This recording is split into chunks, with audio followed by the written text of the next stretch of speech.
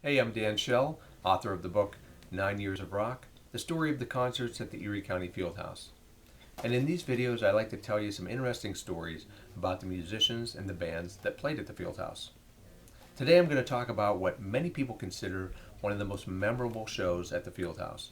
It occurred in August of 1978, and the headlining act was Black Sabbath. But most people don't remember the show for Black Sabbath's performance.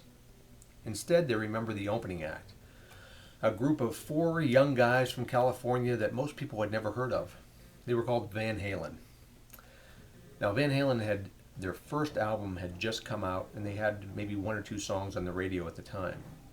So when a lot of folks came into the Fieldhouse that night, they saw David Lee Roth jumping around on stage doing splits, and Eddie Van Halen doing some scorching guitar work, and they couldn't help but think, who are these guys? Where did these guys come from?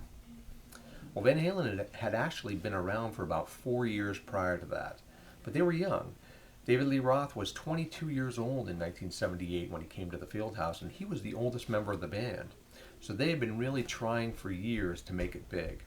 In fact, they had been trying to play anywhere they could back in 76, 75. They were playing beer cellars. They were playing wet t-shirt contests. They were playing any open field where they could get a permit, basically anywhere that they could play. Well, eventually, the word got out about Van Halen, and they started to develop a really good following out in California, to the point where in 1976, 3,000 people came to see them play at the Pasadena Civic Auditorium.